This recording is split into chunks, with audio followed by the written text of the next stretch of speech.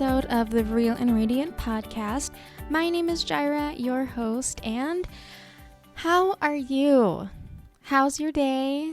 How's your night? Wherever you're tuning in from. I'm always so glad and grateful you can be here with me for just a few moments of your day. And before I get into episode 4, I wanted to share a couple things. One, I'm sorry we don't have video for this episode. Unlike episode 3, the Jireh in episode 2 with my skin struggles is definitely the same Jireh in episode 4 right now. I've been to so many dermatologists and doctor's appointments since that episode, and it is a struggle, but we are pushing through. And so right now I just kind of want my face to breathe. But to be honest, that's what I like most about podcasting. You can be in your PJs, which is my current situation right now, makeupless and hair up in a bun, and all you need is your voice to work, right? So hopefully in future episodes we can get video going again, just not today, sorry. And then secondly, in regards to my skin, I've been receiving so many wonderful comments and messages from that episode, from the skin struggle episode. I wanted to share one from a lady, and she shared it on her Instagram stories, and she said, "This podcast is such an encouragement. If you struggle with your skin, listen to this. You're not alone. Been struggling with my skin allergy/asthma recently again, but hopeful and reminded that God heals. Girl, I feel you. I am with you. And you're absolutely correct. You are not alone in this. I literally have exactly what you're going through right now. So thank you for sharing. I'm so glad you were encouraged by it and it helped you. And honestly, that's the whole purpose of the Real and Radiant podcast, and what my prayer and desire has been for it since the beginning. So, and then I also wanted to share another one, not skin struggle related, but it's actually a message from my friend Ina, and she messaged me on Instagram. She said, "Hi Jireh, just wanted to say that I've been meaning to listen to your podcast, and I finally did. I listened to the first episode and I was smiling all throughout. I really believe you were meant to do this, and I'm happy for you that you did. It was so good and real, which was what I loved the most about it. And you sound amazing. Just wanted to say that and encourage you to keep going. You have a strong message from God, and you wouldn't know whose life you touched by sharing it. Praying for you." Thanks, girl. That really encourages me. Funny enough, when I moved back to the Philippines in 2018 and I was trying to rebrand my blog, Fashion Meets God at the time, her boyfriend then, now husband, was helping me through that process. And I remember him saying, "Why don't you start a podcast? You should definitely start a podcast." And I just remember once those words came out of his mouth, the only thoughts I could think to myself were, absolutely not. Heck to the no, not gonna happen. Podcasts are for like super professional people, not for me. No. And I never even gave it a second thought. And well, fast forward 4 years later, and here we are, 4 episodes deep. So I'm super thankful for both of you. I love you guys. I miss you guys. Isn't it funny and interesting how life and moments like that even just don't make any sense at all, and then eventually you find yourself in those moments and in those seasons, and you never expected it. I want to give background, as always, on a season that didn't make sense at all. So confusing. And 8 reflections I really had to ask myself and really work out with the Lord with, and it's really helped me to become more content in the season I'm in. So let's rewind to 2016. I was living in California, rooming with my best friend, basically my sister, and it was the best time. We were out on our own trying to make it in one of the greatest places in the world. The dynamic duo, these two Midwestern Filipina girls just driving around LA in my little blue 2007 Chevy Aveo. And we worked through the week, went out with friends on the weekends, took spontaneous trips to Venice Beach or Santa Monica, which was a big deal for us after living in the cold, wintry state of Michigan our whole lives, okay? Or just walking downtown LA. And we had our challenges, obviously. We saw the best and worst of each other. Tears were shed here and there, but nonetheless, it was an incredible time and I loved it. End of 2017, my parents had an opportunity to go back to the Philippines for a business opportunity. And in just a few months later, they both quit their jobs, packed up their lives after almost 40 years of living in the US, and they moved back to Aklan, which is a province in the Philippines where my dad is originally from. I decided to help them start this business, and they actually asked me if I can help them, and I wanted to be that good daughter too, but my mind was set that I would only be in the Philippines for 3 months, and then I'd go back to California, living the life I was loving, the place I was really calling home. Those 3 months turned into 6 months. 6 months turned into 1 year. 1 year turned into 2. And my friends in the US who kept asking me when I was coming back, those questions eventually stopped. Fast forward 4 years. 4 years? I'm still here. 2019 was really rough because I thought for sure I'd be back, and I just couldn't call Manila home at that time. Not to mention, I was still trying to make a long distance relationship work with my boyfriend at the time. Then when 2020 came and the pandemic hit, I almost felt a little relief and like the pressure was off because traveling was basically obsolete. And I just thought to myself, okay, God, you must want me here for just a little longer. But 2021 for sure we're going back. Then 2021 flew by, and hello 2022. So what happened? Oh God, in the most loving and compassionate way ever, he just said, "Skirt, girl, you really thought, huh? You thought you'd be back." But that's not what's happening. That's how God talks to me sometimes. Okay, but really, deep down, I know God wants me here. Even then, back then, during the days, I just have to hold back some tears, or at night when I'd cry in such discontentment, I knew that he had me here for a purpose. Now, some of you might be asking, why don't you just go back? Like, if that's really what you desire, that's what you want, why don't you just go back? And I get why people would ask that, because in our culture and society, if we want something so bad, you'll just work hard, you'll save up, you'll plan ahead, you'll make it a goal, you get it done and you do it. And there's nothing necessarily wrong with that, especially if the intention is good and pure. But at the same time, my faith says God's plan over my plans, God's will over my will, God's desires over my desires. And one of the first verses I ever memorized when I was a little girl, and a verse I had to really put into practice during the season and believe in, was Jeremiah 29:11. "For I know the plans I have for you, declares the Lord, plans to prosper you and not to harm you, plans to give you hope and a future." Sometimes we won't feel like we're prospering, and that's not just financially, by the way. Sometimes we will feel hopeless, and sometimes it just won't make any sense at all.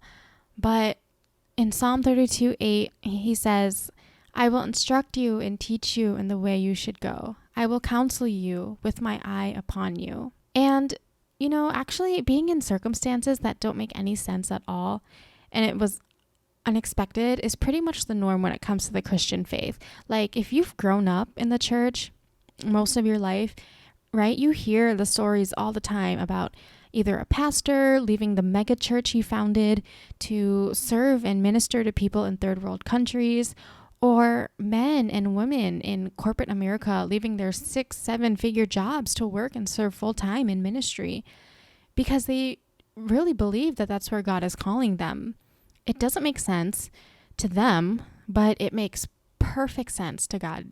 So, what's your story? Have you moved to a new city or state because of work and you just can't get acclimated yet?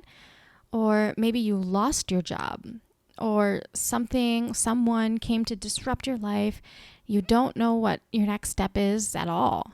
Or have you just found yourself in a new season you'd so rather not be in, and you don't like it, and you're already trying to plan and figure your way out of it? Well, I want to share these 8 reflections. I mentioned that I really had to work out and really ask myself almost on a daily basis, if we're being honest. These don't come in any specific order except for the first one, because the first one literally was the spiritual slapping I probably needed when God asked me this, when God really revealed this to me. And the first one is, are you creating an idol out of the thing you desire most? So if you're wondering what an idol is, because it sounds very ancient sounding, right?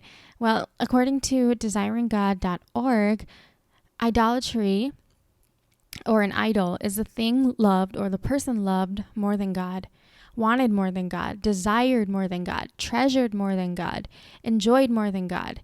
So it could be a girlfriend or a boyfriend. It could be good grades. It could be the approval of other people, success in business.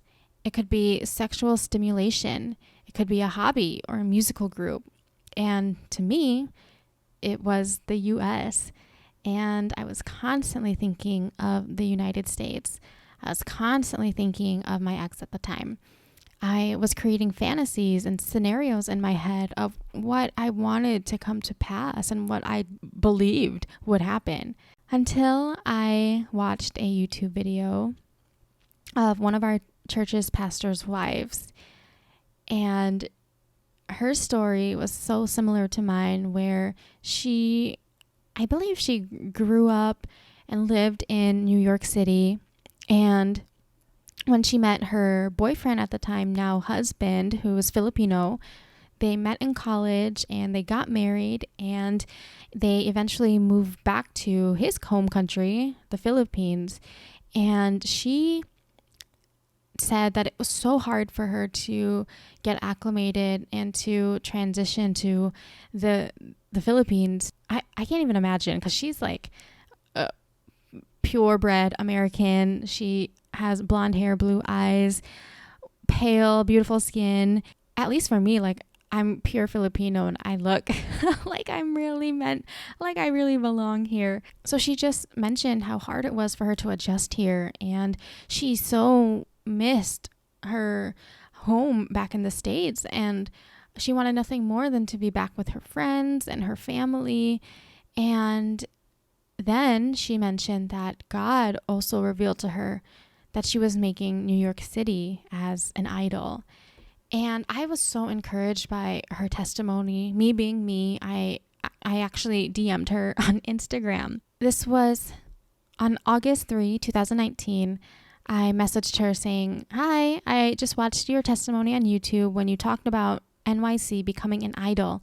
And I just wanted to say thank you for sharing, because through it, God spoke to me and said I've made my recent home in California and the U.S. in general an idol too.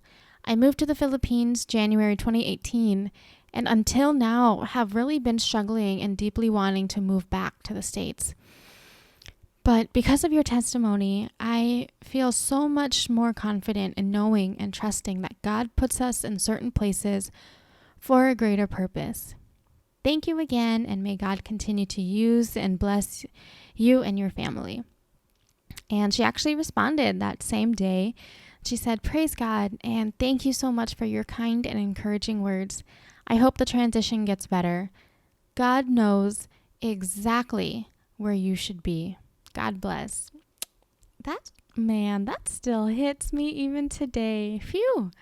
Have you, friend, been making the thing you want most in life an idol, or the season you desire an idol? Number 2 is bloom where you are planted. I've always loved that quote, that saying. So I did not make that up, by the way. But I do want to mention that I did not start off that way at all. In fact, I felt like I was the opposite of blooming. Actually, that time when I messaged her, August 2019, was really one of the darkest moments of my life here. I wouldn't say I was depressed because, I never want to state that when I know people are really going through the real deal and are clinically depressed, but it was a really dark time in my life where it was so hard to even get out of bed, and thoughts of suicide came to my head. And so after that message exchange with her, I think I was really ready to just step out, and God allowed it to be so. And I always wanted to be involved in other things outside my parents' business. I wanted to be involved in ministries, and that's exactly what happened. I started getting involved with our missions ministry and, of course, our women's ministry.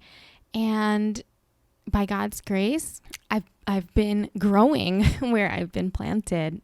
So are you blooming where you've been planted in this season? Number 3 is be patient with knowing the purpose of your season. You'll see it eventually. God will show it to you eventually.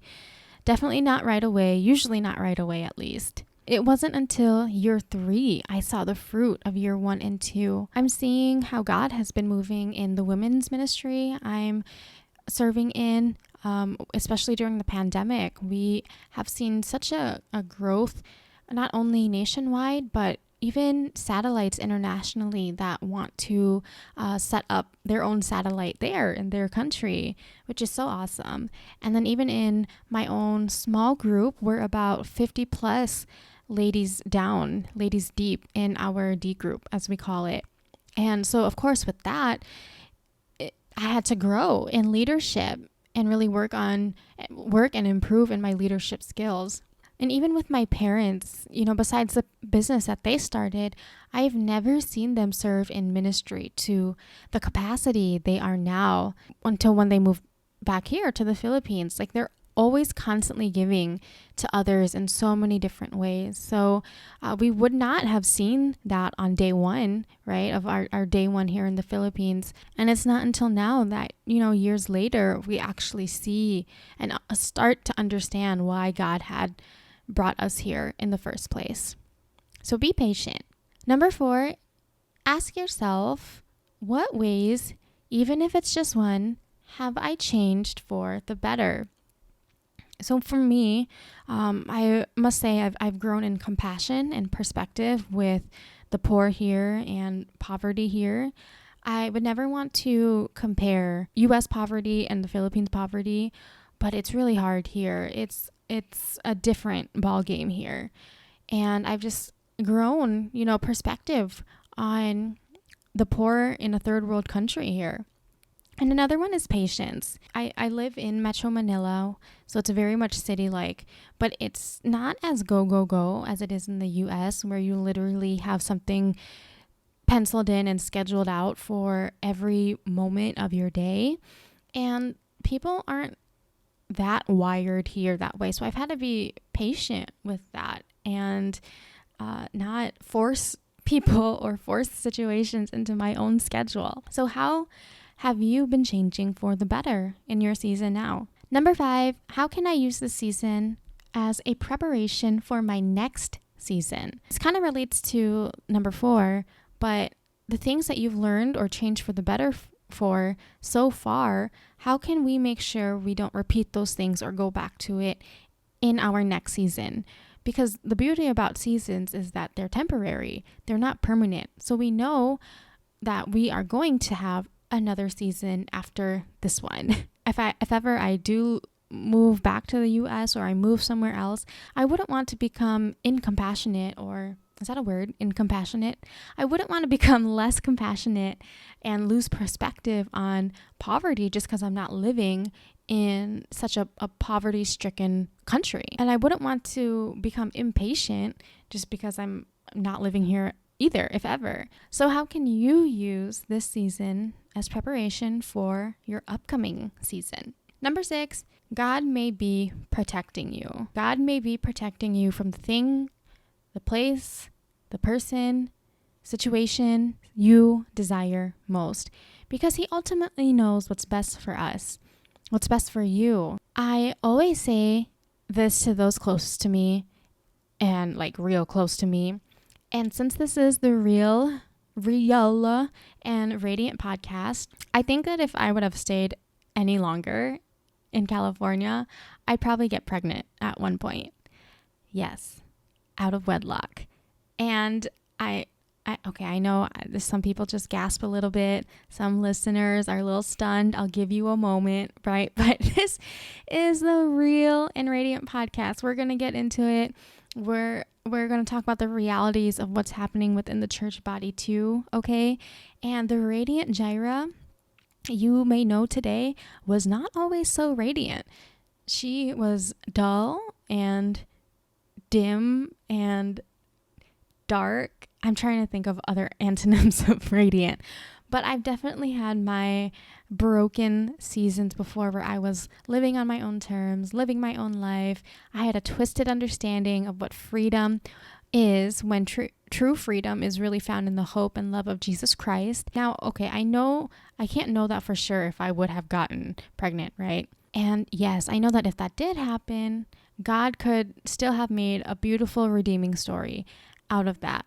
But let's be honest, it wouldn't have been easy. God was probably protecting me from more stress, which would cause more breakouts on my face, which is the last thing your girl needs right now, right? So he not only took me out like a city away, he took me out a whole country away, 8,000 miles away.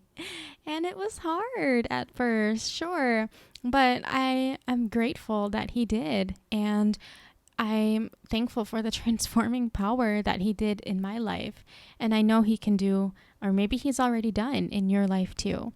So what is God? What do you think God is protecting you from? Number 7, don't be afraid to make new friends and new relationships in your new season. Sometimes I think we want to hold on to what we've known and who we've known in past seasons, and then we try to like push them and fit them into our new season.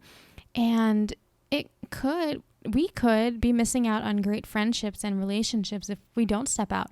Now, of course, staying friends with you with your friends, from your past life or like former seasons is not a bad thing. But we shouldn't hold on to them so strongly and grasp onto them and cling on to them so hard that we're not open to making new friends here, new relationships in our new season. I know I've made some lifelong friends here who have been walking through life with me so far and who love me, who care for me. And I know that we'll continue to have those loving relationships and friendships for the rest of our lives. Last one, number 8, kind of related to number 7. Have a support group and friends who will not just encourage you, but be real and straight up with you. None that just say that will agree with you on what you want to do and will just say, yes, go. Just follow your heart. Book that one-way ticket, which, by the way, following your heart is a recipe for disaster. I know that's what entertainment and culture tells us to do, is that we should follow our heart, but it will lead to destruction more so. But anyways, do you have friends that could actually say, what if God actually has a whole plan and purpose for you here and you just don't realize it yet? He has a plan for you, but you're only so focused on the first sentence that he's shown you and you don't like the whole story already. You're scrapping out the entire story without even getting to the beautiful, perfect ending that he has planned for you. And of course, that's opposite of what we want to hear. So it's gonna sting. It's gonna be painful. But when we're actually open to the different perspectives and angles that they're giving us, in a loving way, I'm sure, it could completely change the way we look at it, look at our current season, and eventually change the trajectory of our whole entire lives. You know, God is with you every step of the way, and that includes every season along the way. Every season, He has a plan. Every season, He has a purpose. And these include both the good and the hard seasons. And I want to leave you with Romans 8:28. And we know that for those who love God, all things work together for good, for those who are called according to His purpose. So if you love Him and truly love Him, He's going to work all these situations, all these seasons out for your good. So how are we going to make the most out of the season we're in today? So if this helped or encouraged you today, even if you took one thing out of it, please rate and leave a review on whatever platform you're listening on. Apparently that's how the algorithm on podcasts works. So I'd love it if you leave a review and rate it. And I will catch y'all next week. Let's get radiant from the inside out.